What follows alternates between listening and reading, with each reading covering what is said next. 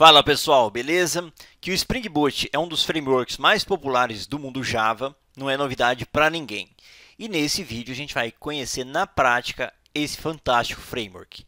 A gente vai começar criando um projeto na Spring Initializr e depois a gente vai importar esse projeto na IDE e vamos começar entendendo como funciona o projeto, a sua arquitetura, o que é o Maven, todos esses detalhes. E para fechar, a gente vai criar o primeiro endpoint REST. Então vai ser sensacional para você que está começando e quer aprender rápido o que é Spring Boot. Perfeito? Então vamos colocar isso em prática.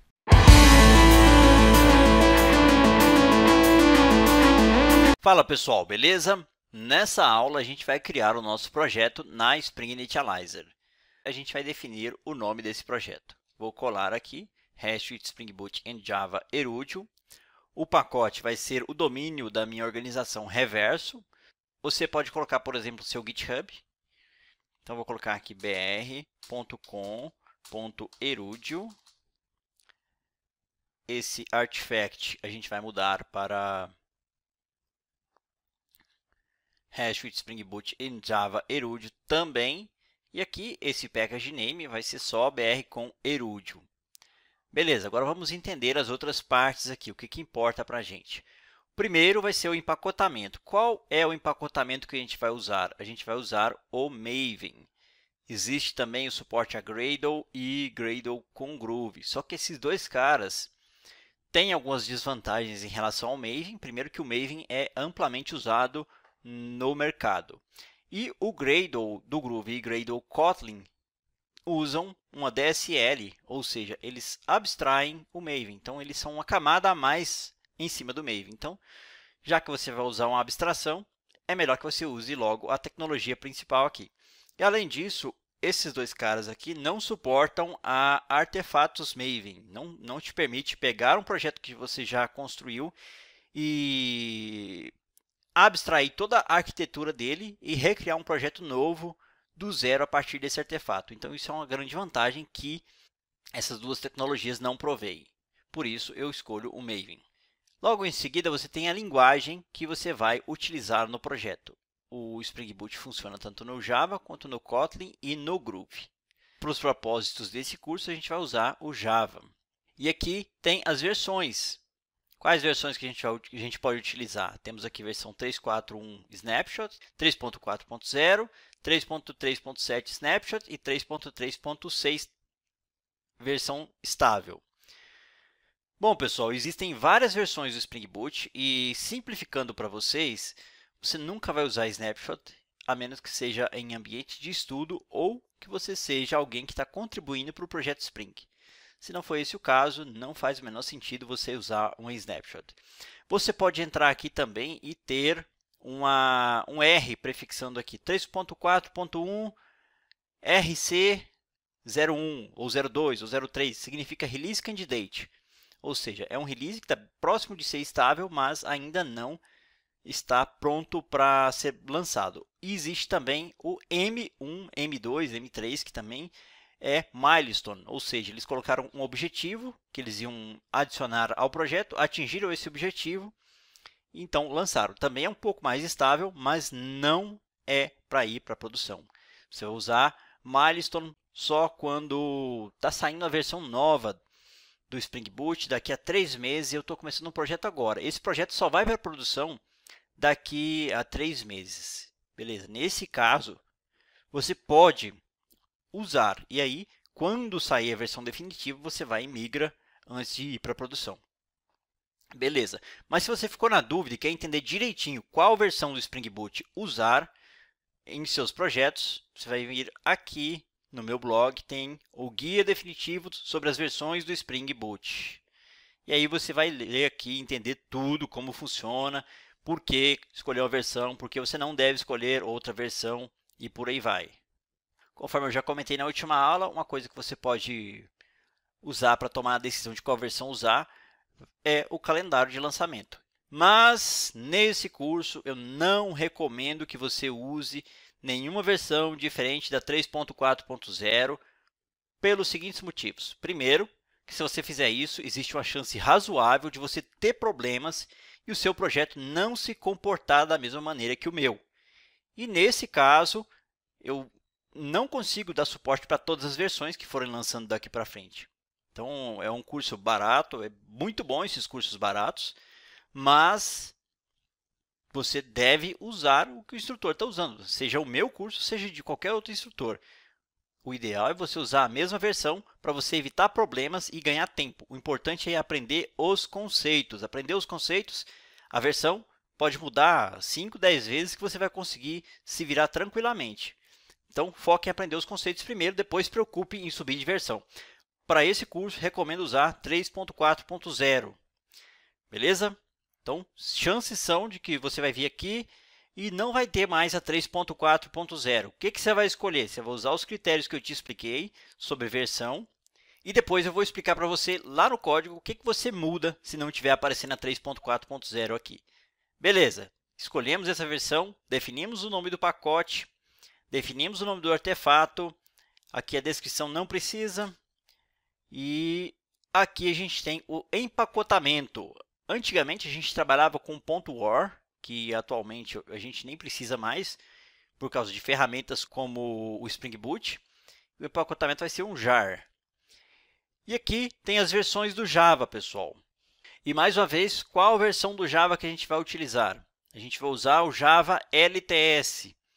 O que é o Java LTS? É o Java estável e que vai ser mantido por vários anos. Também tem um guia no meu blog explicando quais versões eu devo usar do Java. E aqui tem um roadmap oficial explicando quais versões eu devo utilizar. Por exemplo, não sei se você percebeu, mas a versão 22 não está disponível lá no Spring Boot. Por que ela não está disponível? Se a 17 está. Tá, 17 a 21. Por que ela não está lá? Bom, pessoal, porque ela não é long term support, ou seja, ela não vai ser suportada por muito tempo. Se você conferir aqui, da 18 até a 20, vão ser suportadas até setembro, foram suportadas, melhor dizendo, até setembro de 2023, enquanto o 17 é suportado até 2029.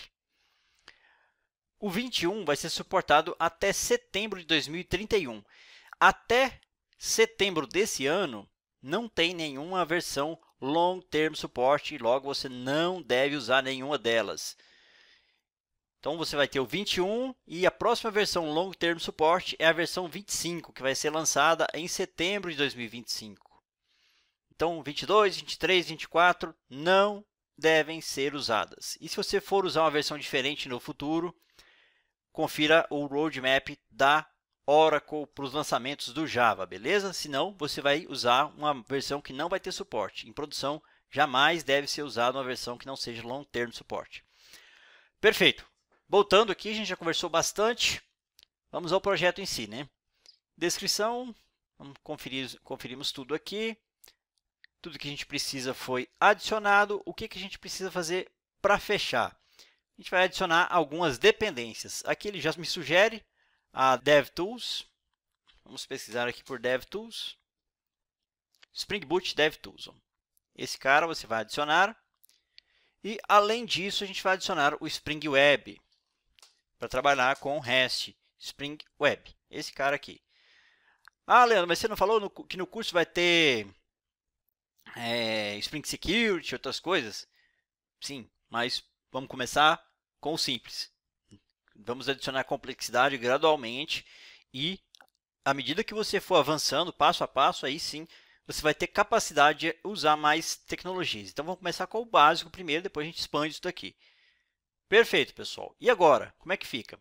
Bem tranquilo. A gente adicionou as dependências e agora é só clicar em Generate. Ele vai gerar um arquivo zip e você vai salvar esse arquivo zip na sua máquina. No meu caso, eu vou salvar na pasta do código e aqui está ele. Ó. Você pode abrir esse cara em qualquer compactador, qualquer tecnologia de compactação de arquivos e vamos extrair ele para cá. Ok, projeto extraído, aqui está ele, posso fechar isso daqui. Esse cara, eu não vou deletar ele, eu vou mover ele para uma pasta e vou disponibilizar nos recursos dessa aula. Perfeito. Vamos acessar esse cara aqui. Temos esses MVN, Source, Git Attributes, esses outros caras aqui todos. O que importa para a gente? POM e Source. O resto a gente pode apagar. Tem aqui um .mvn, que é a versão do Maven que foi usada para construir esse projeto. Então, se você mantiver isso aqui, você sempre vai ter compatibilidade. No nosso caso, a gente não precisa disso. Vamos deletar. E a gente vai até a IntelliJ. Antes, vamos copiar esse caminho aqui, né? Ctrl C. Vindo até a IntelliJ. Open. Ctrl V. Beleza, já apareceu aqui. Vou selecionar esse cara e vou clicar em OK.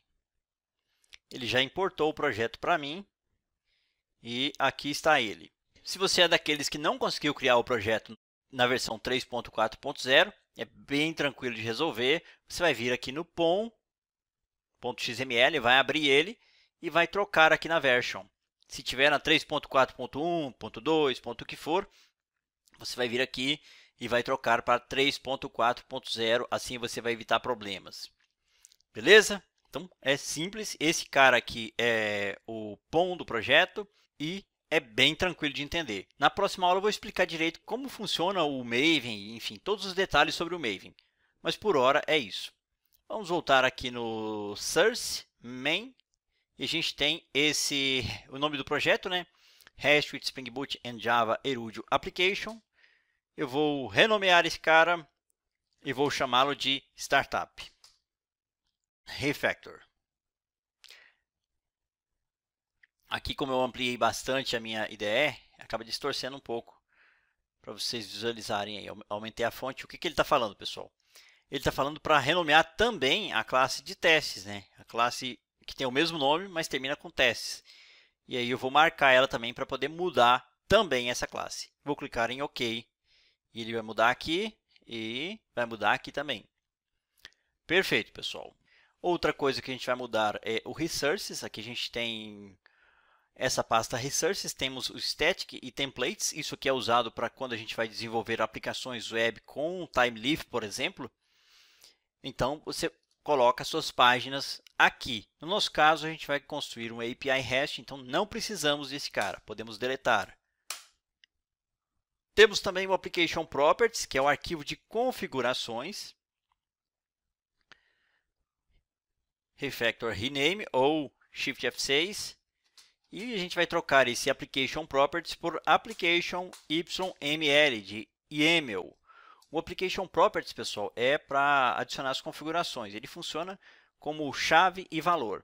Só que se você estiver trabalhando com Kubernetes, com o GitHub Actions, com o Docker Compose, qualquer uma dessas tecnologias usa YAML. Então, é uma boa hora de você já começar a ir praticando e aprendendo como funciona.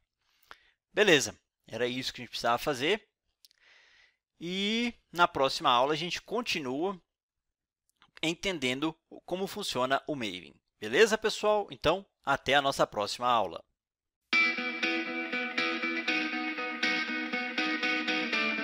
Fala, pessoal, beleza? Nessa aula a gente vai entender o Apache Maven e o pom.xml, que é o POM do Maven.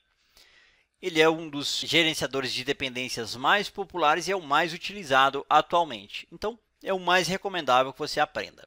Mas ele faz muitas outras coisas, além de gerenciar dependências. Mas começando pelas dependências, com o Maven não é mais necessário acessar vários sites e ficar baixando dependências uma a uma. E aí, quando as coisas não vão muito bem, você baixa novas dependências, vai procurar mais dependências e adicionar o projeto até ver se realmente funciona.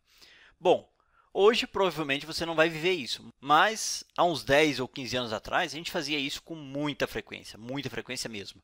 Além do mais, se você fosse trabalhar em equipe, a gente enfrentava outros problemas, como ter que colocar sempre uma série de jars junto ao projeto quando quiséssemos passar o código para os nossos colegas desenvolvedores. Não raramente, acaba ficando um ou outro jar para trás e virava um inferno procurar esses jars faltantes. Por outro lado, se você usa o Git ou o SVN, o que eu espero que você esteja fazendo, você conseguia reduzir bastante esse problema com bibliotecas, mas aí vinha um outro problema, que depois de muitos commits de jars junto ao projeto, o repositório ia ficando cada vez mais inchado e, consequentemente, lento. Claro, a gente ocupava mais espaço desnecessário no repositório. O Maven resolve quase que completamente esse problema na medida que, com ele, você passa a comitar apenas código. O Maven procura as dependências declaradas no arquivo XML chamado POM, ou Project Object Model, baixa todas as dependências e armazena essas dependências em um repositório local, localizado no diretório M2 dentro do diretório do usuário. Dessa forma, todo projeto que utilize uma dependência em comum vai compartilhar essa dependência a partir do diretório M2. Desse modo, inclusive, o tráfego de rede é reduzido, na medida que não é mais necessário ficar baixando sempre a mesma dependência. Ainda assim, é interessante usar uma ferramenta como o Nexus para fazer cache dessas dependências na rede interna, minimizando o tráfego. Além de gerenciar dependências, o Maven possibilita, dentre outras coisas, montar uma arquitetura básica para vários tipos de aplicação com apenas alguns comandos. Isso é o que a gente chama de arquétipos Maven, ou Maven Archetypes. A gente vai ter uma seção bônus explicando só sobre o que é esse cara e como fazer. O motivo crucial pelo qual eu optei por usar o Maven e não o Gradle nesse projeto foi justamente os arquétipos Maven. Se você for usar o Gradle, você não consegue gerar esses arquétipos. Pelo menos até a última vez que eu conferi, não conseguia gerar. Além do mais, o Maven é o mais amplamente usado. Então pode ser que eles já tenham evoluído nesse sentido e até suportem o Gradle, mas ainda assim vale mais a pena usar o Maven, porque o mercado usa amplamente o Maven e ele é bem mais tranquilo de trabalhar também, ou melhor, mais simples de entender. Então a gente vai olhar dentro das pastas do projeto Maven e vamos entender como ele funciona. Primeira coisa que eu preciso mostrar para vocês é onde ficam as dependências. Então todas as dependências que eu adiciono aqui, ele vai baixar para a minha máquina. Então eu vou ir na pasta do User Profile, e aqui a gente tem a pasta do usuário. E aqui tem uma pasta chamada .m2, aqui, .m2. Se eu acessar aqui, temos essa pasta Repository, e dentro dessa pasta Repository, eu tenho todas as dependências do Maven. Cada projeto que eu vou usando com o Maven, cada dependência que eu adiciono, ele baixa e salva aqui e reusa em todos os projetos que eu tiver que usar as mesmas dependências. Então, por exemplo, vamos ver aqui org.junit. Vamos ver se é org.junit. org.junit, Jupyter, JUnit Jupyter, e aqui tem todas as versões do JUnit que eu já usei nessa máquina. Beleza, pessoal, então é aqui que ficam as dependências do Maven. Se alguma coisa sair errada e que nada estiver funcionando, o que eu recomendo? Você vem aqui na pasta M2, seleciona tudo que está em repository e apaga. O que isso vai fazer? Vai deletar tudo que tiver em cache. Se tiver algum jar corrompido, ele vai recarregar e vai baixar uma dependência sem estar corrompida e possivelmente vai resolver o problema, se o problema for causado por um jar corrompido. Perfeito, agora vamos entender a estrutura do Maven. Aqui a gente tem um projeto Maven padrão, né? Ele tem o arquivo POM, que a gente já deu uma olhada. Temos o src main java, em que ficam os pacotes do código. Temos também o src main resources, que ficam os arquivos estáticos, por exemplo, as páginas HTML, as páginas do TimeLeaf, os arquivos de configuração, como o application YAML ou application.properties. Temos também o src test Java, com os códigos correspondentes à implementação aqui, só que de testes, né? E tem também um src test resources. Inclusive, a gente pode fazer isso, ó. Dá um Ctrl C, Ctrl V e vamos ver se a gente cola aqui. Ok. Beleza, então aqui a gente tem o test resources, que é exatamente igual por enquanto. À medida que a gente for desenvolvendo o projeto, a gente vai customizando eles e eles vão caminhar em direções opostas.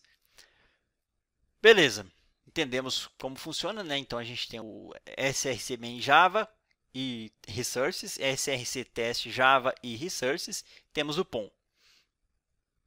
Aqui fica todo o código-fonte do projeto, aqui ficam os arquivos de configuração e arquivos estáticos, aqui ficam os códigos de teste, aqui ficam os arquivos de configuração dos testes e arquivos estáticos também.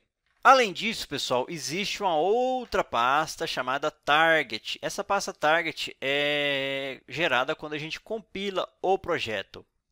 Então, se eu vier aqui no Maven, selecionar aqui, vir em Lifecycle e selecionar Clean Install, Run Maven Build. Ele vai limpar o projeto e vai compilar, Clean Install. Ele está baixando as dependências, está executando testes, não tem nenhum teste, né? Ok, agora ele criou aqui a pasta Target com as classes compiladas. E se você voltar no diretório, esse aqui é o M2, né? No caso, é no diretório do projeto. E aqui temos a pasta Target também. E aqui dentro a gente tem o jar gerado para a gente. O nome desse jar, pessoal, olha só. Hash with Spring Boot in Java Erudio. De onde que veio isso? O nome disso veio daqui, ó. Hash with Spring Boot in Java Erudio. Veio do Artifact ID. Esse é o início e o final do nome do arquivo jar é esse 0.0.1 snapshot. Então, se você olhar aqui, é a junção dessas duas coisas mais a extensão .jar.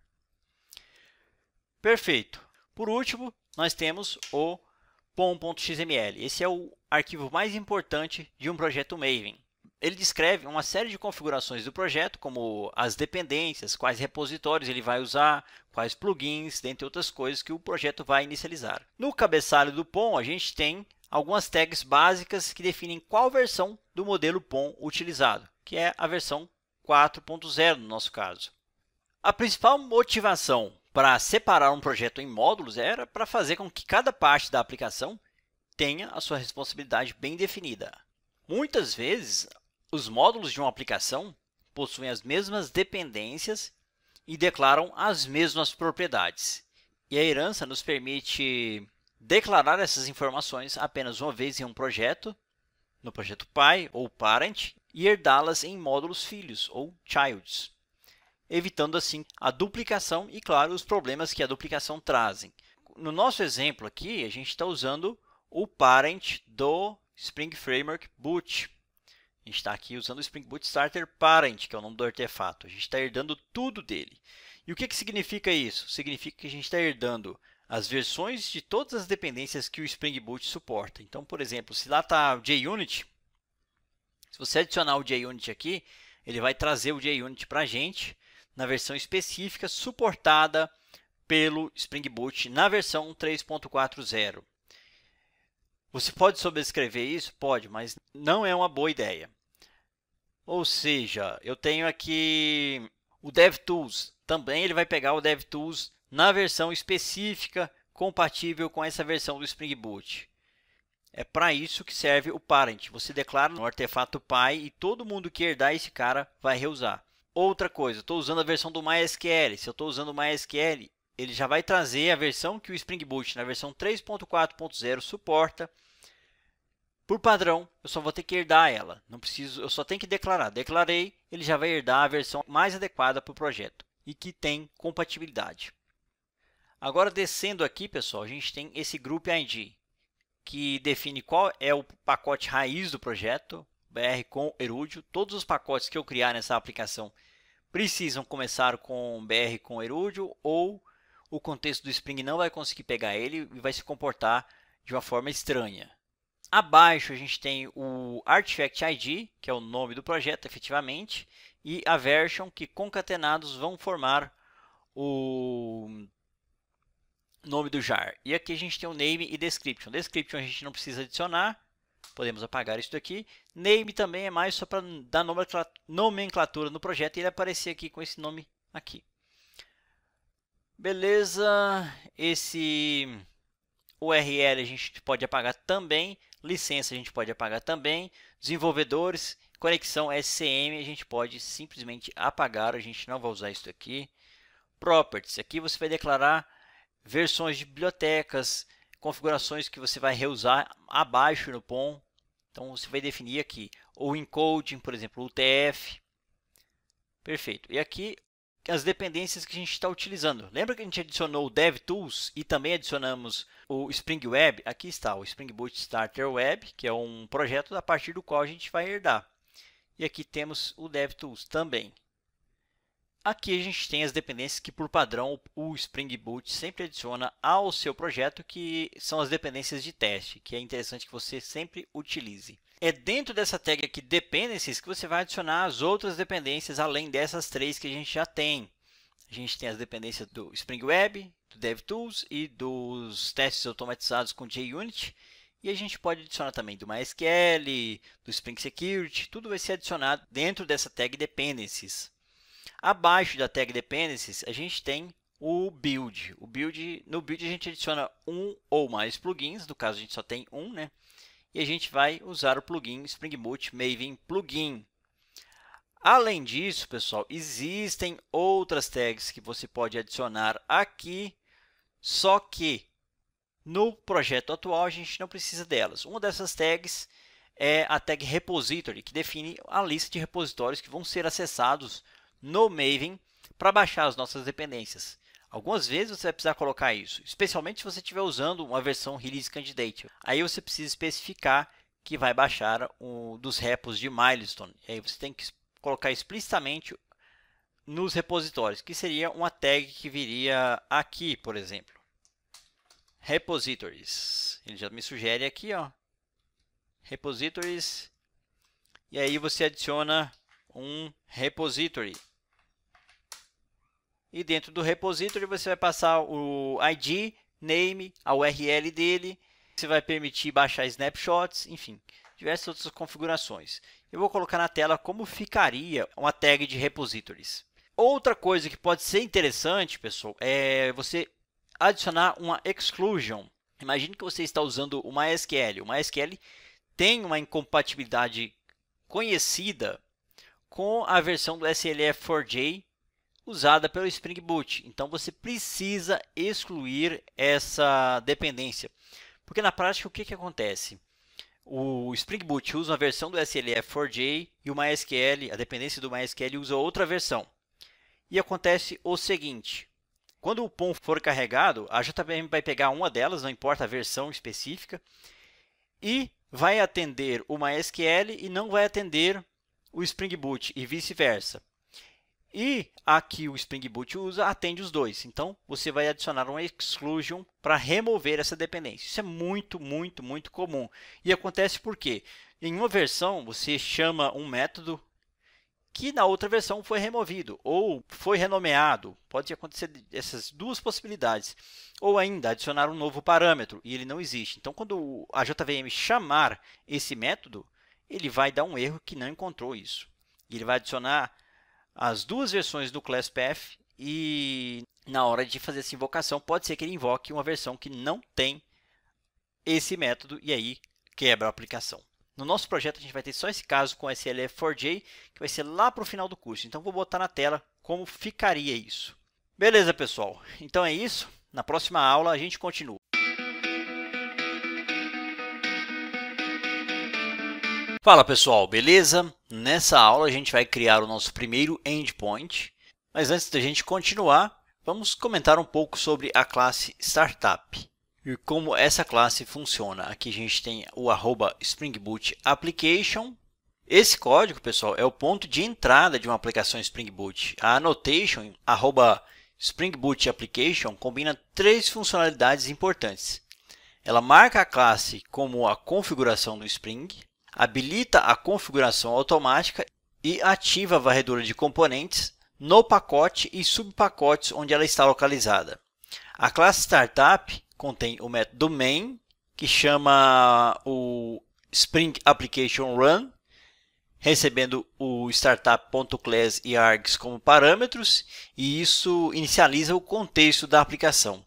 Configura automaticamente os componentes necessários com base nas dependências do projeto e, se for o caso, ele sobe um servidor embutido como o Tomcat ou o Jet. No nosso caso, a gente está usando o modo padrão, então vai subir um servidor Tomcat. E esse processo inclui detectar controllers, serviços, repositórios e qualquer outros bins que a aplicação precise para funcionar. Quando executado, o código prepara a aplicação para receber requisições ou realizar tarefas específicas dependendo do tipo de projeto e das dependências configuradas. É uma estrutura básica, mas é bem poderosa porque ela simplifica o processo de desenvolvimento, eliminando várias configurações manuais complexas. Agora que a gente já falou sobre ela, a gente vai criar o modelo que a gente vai retornar para os nossos usuários. E o que a gente vai retornar para os nossos usuários? A gente vai retornar um JSON com dois atributos. A gente vai ter um ID e também vamos ter um content. E esse content vai dizer a saudação, que vai ser um greeting. Então, para isso, a gente vai clicar com o direito sobre o pacote BR com Erudio, New, Package, e a gente já vai começar a estruturar o nosso projeto em pacotes, para poder ficar bem organizado o nosso código. E a gente vai criar o pacote Model, onde ficam os modelos de dados. Os modelos representam os objetos que serão retornados para o cliente que irão trafegar pela rede.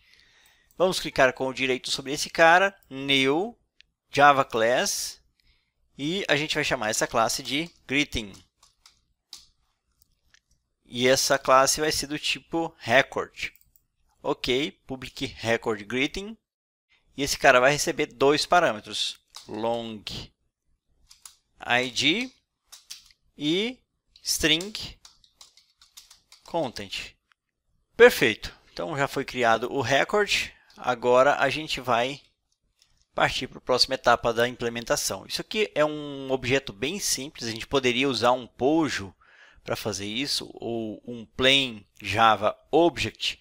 Mas como é bem simples, a gente pode usar esse recurso do record, que é bem mais tranquilo e atende ao que a gente precisa.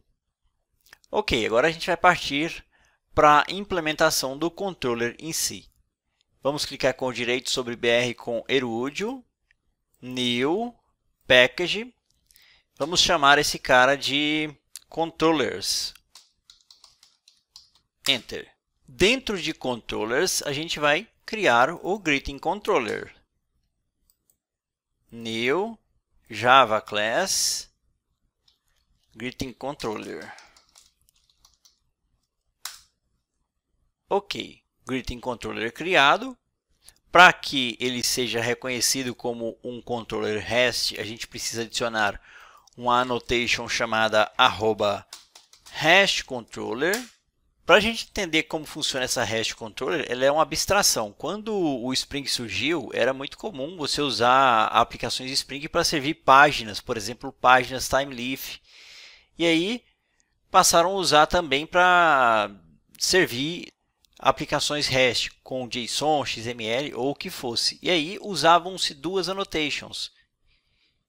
E a hashController veio para ser uma abstração para essas duas annotations. Ela é um alias para controller, que servia tanto para servir páginas como XML, como JavaScript, ou o que fosse necessário para a página retornar. E você colocava também um response body quando você queria servir JSON ou XML. Assim ele conseguia separar o que era REST e o que era páginas. E na prática, essa annotation aqui, hashController, é uma abstração sobre essas duas outras annotations. Então, se você olhar aqui, alias for, isso existe desde o Spring 4, Spring Framework no caso, né? Não é Spring Boot 4, é Spring 4. Spring Framework 4, melhor dizendo. Então, adicionar um @hashController é o mesmo que adicionar essas duas annotations aqui. Eu posso fazer exatamente isso, colocando as duas annotations aqui, que vai funcionar. Mas provavelmente a ideia já vai me sugerir trocar isso daqui. Vamos ver aqui. Não, não me sugeriu. Mas enfim, a maneira mais inteligente de fazer isso hoje é dessa maneira aqui. Ok, definido o Greeting Controller, agora vamos definir o nosso método responsável por retornar a saudação ou o greeting. E para isso é bem simples, a gente precisa adicionar um método aqui. Vai retornar um greeting chamado greeting E aqui ele recebe os parâmetros. Ok.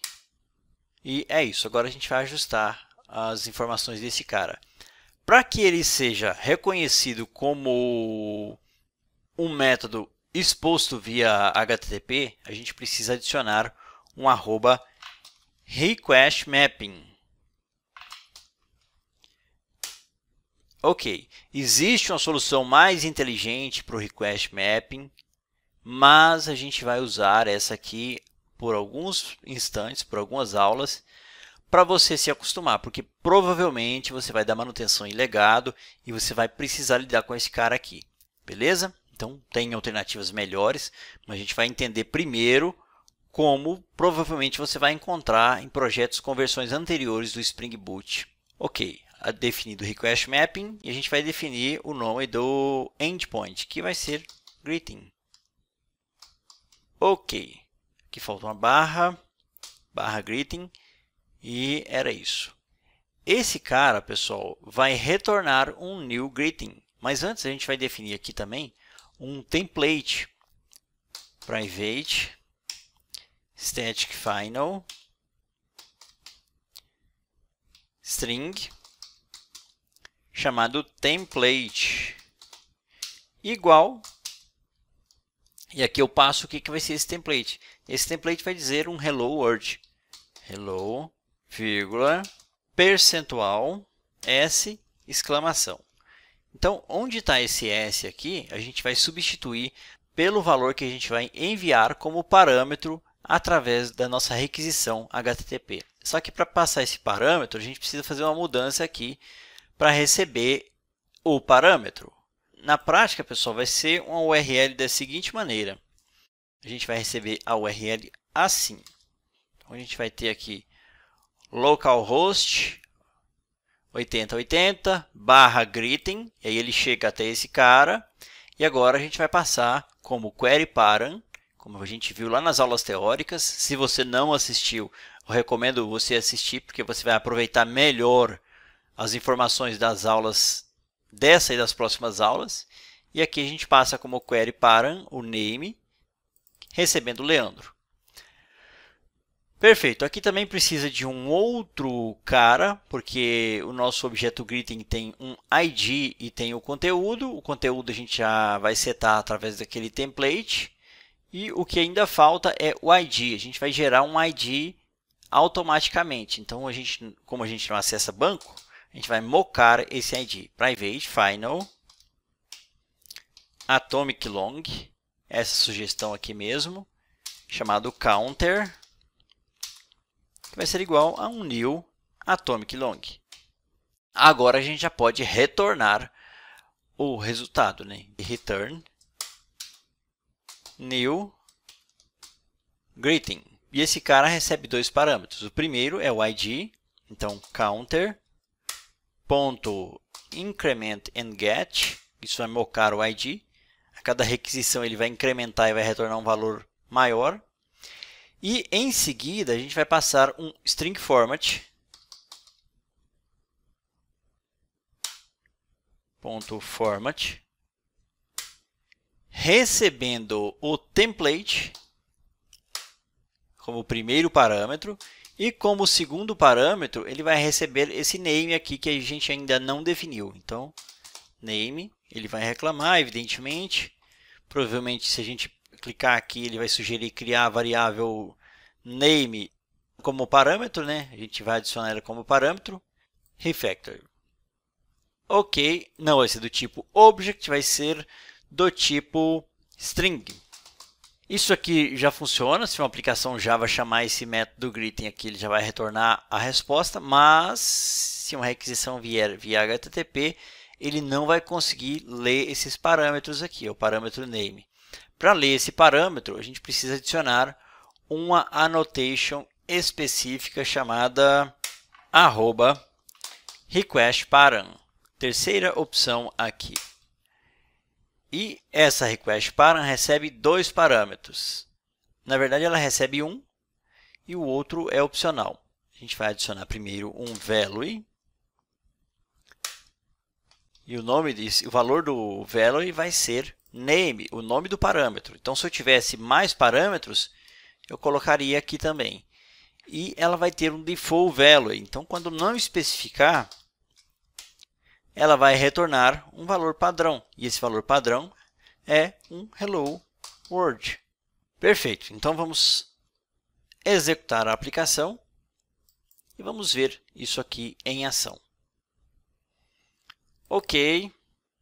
Se a gente olhar aqui, tem todos os logs do Spring Boot, do processo de inicialização do Spring Boot. A gente vai ver mais detalhadamente sobre logs em uma sessão futura, mas por enquanto o que está acontecendo? Ele está inicializando a classe Startup usando o Java 21, não tem nenhum profile setado, então ele usou o profile default. O DevTools inicializou com a propriedade default, se eu quiser desabilitar eu tenho que setar essa propriedade como false aqui no application YAML. Para modificar as informações de log, eu posso mexer nas propriedades log level. Isso aqui a gente vai ver em uma sessão futura, como eu já comentei.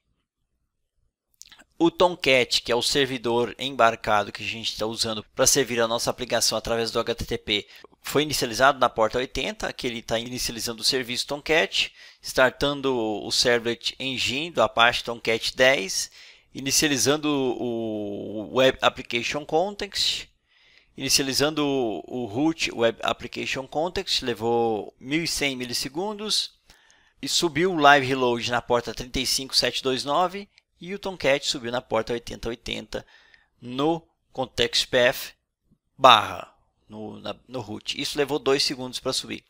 Basicamente é isso. Nossa aplicação está em execução. Posso voltar o log ao normal aqui e podemos ir até o navegador. Localhost 8080 greeting. Enter. E aí está o Hello World e o ID gerado automaticamente. Se eu executar refreshes aqui, ele vai incrementando esse ID para mim. E aqui eu posso passar o parâmetro. Então eu passo aqui name igual Erudio, por exemplo. E ele vai substituir o Word, que é o default value, por Erudio. Ou pode ser também Leandro. E aí está. Ah, Leandro, não está formatando desse jeito aqui na minha máquina. Não está formatando porque você não está usando um plugin que faz essa formatação. No caso, é o plugin JSONview. Vou clicar aqui sobre ele. Options. E aqui está o JSONview. Eu vou desmarcar esse cara e você provavelmente está vendo aí dessa maneira aqui. Beleza? Para voltar ao normal, eu habilito ele novamente e você instala esse plugin JSONview, que vai ficar da mesma maneira que você está vendo aqui. Perfeito, agora vamos entender direito o que está acontecendo, né? Como ele está achando esses parâmetros. Vou só reduzir um pouquinho o zoom aqui, para a gente conseguir entender tudo em detalhes. Eu creio que você provavelmente já entendeu o que aconteceu aqui, né? Através do greeting, ele achou esse método aqui, esse request mapping. Através do parâmetro name, ele conseguiu, e eu acabei fechando o cara aqui, eu posso mostrar, mas sem clicar. Beleza, então, através desse name, ele identificou o request param e setou o parâmetro Leandro no atributo do tipo string chamado name. E aí ele conseguiu recuperar o valor da variável. Quando eu não setei, como é esse caso agora, ele retornou Word. Por quê? Ele chegou aqui, fez a requisição, veio no barra greeting, não tinha nenhum parâmetro, então a string name ficou nula. Então ele setou o default value, que é Word. E aí funcionou. Beleza, pessoal? Então é isso. A gente criou o nosso primeiro endpoint. Na próxima aula a gente continua e até lá. Fala, Dev, beleza? Você está pronto para dar o próximo grande passo da sua carreira e conquistar o emprego dos seus sonhos? Seja bem-vindo ao mais completo e atualizado curso de Spring Boot da plataforma. um treinamento de alto nível que já ajudou milhares de alunos a se destacarem no mercado. São mais de 50 horas de conteúdo prático, cobrindo tudo o que você precisa para desenvolver aplicações profissionais e disputar as melhores oportunidades no mercado de tecnologia. Imagine dominar uma stack poderosa e estar preparado para desafios reais do desenvolvimento moderno. Aqui você vai aprender do zero ao avançado, construindo uma API RESTful completa com Java, Spring Boot, Spring Data, Postman, segurança com Spring Security, Docker, Kubernetes, Maven, relatórios com Jasper Reports, React, ChatGPT, DevOps, Continuous Integration e Deployment com GitHub Actions, AWS, Google Cloud e muito mais. E sabe o que torna tudo isso ainda mais incrível? Essa é a mesma stack utilizada por empresas do grupo Maang, como Meta, Amazon, Apple, Netflix, Nvidia e Google. Ou seja, você estará aprendendo com uma base sólida e alinhada com as maiores referências do setor. Sabe o que isso significa? Que você estará preparado para atuar como um desenvolvedor altamente qualificado, disputado pelas melhores empresas. E por falar nisso, profissionais que dominam essa stack ganham entre 6 e 30 mil reais no Brasil e no mínimo 5 mil dólares nos Estados Unidos. Já imaginou o impacto que isso pode ter na sua vida? Agora me diga uma coisa, você embarcaria em um avião que nunca foi testado? Testar aplicações é essencial e nós vamos te ensinar a maneira certa de fazer isso. Do básico aos testes avançados. Você aprenderá testes unitários e de integração com JUnit 5, Mockito, Rest Assured e Test Containers, garantindo que o seu código seja robusto e confiável. O nosso foco nesse curso é código limpo, estruturado e seguindo os melhores padrões da indústria, para que você se torne um profissional diferenciado. Mas não para por aí. Aqui você aprende de verdade. O curso conta com exercícios desafiadores, guias escritos para revisão e um suporte ativo na plataforma, onde eu estarei à disposição para tirar todas as suas dúvidas. Na Erudio, temos orgulho de ajudar desenvolvedores a conquistarem empregos em grandes empresas de tecnologia, transformando carreiras por meio do ensino de qualidade. E para quem não me conhece, eu sou autor de outros cursos aqui na plataforma e já estou com mais de 50 mil alunos. Meu compromisso é garantir que você tenha acesso a um aprendizado de qualidade e realmente aplicável no mercado. Não precisa ter experiência, seja você um iniciante total ou alguém que já tem contato com o desenvolvimento. Esse curso foi feito para todos os níveis, atendendo desde quem nunca criou um web service até aqueles que já conhecem Spring Boot, Java ou até mesmo outras tecnologias como Ruby on Rails, Python e ASP.NET. E sabe o que é melhor? Além de todo esse conteúdo, ao final do curso você recebe um certificado de conclusão da Udemy que pode ser um diferencial para conseguir uma promoção ou uma nova oportunidade de trabalho. E o risco? Zero! A Udemy oferece garantia de reembolso de 30 dias. Se por qualquer motivo você sentir que o curso não é para você, pode pedir seu dinheiro de volta sem burocracia e sem ressentimentos. Agora com você, as melhores oportunidades são para aqueles que agem primeiro. Não perca tempo e venha aprender comigo no curso Spring Boot 2025. Seu futuro começa agora. A gente se vê na primeira aula.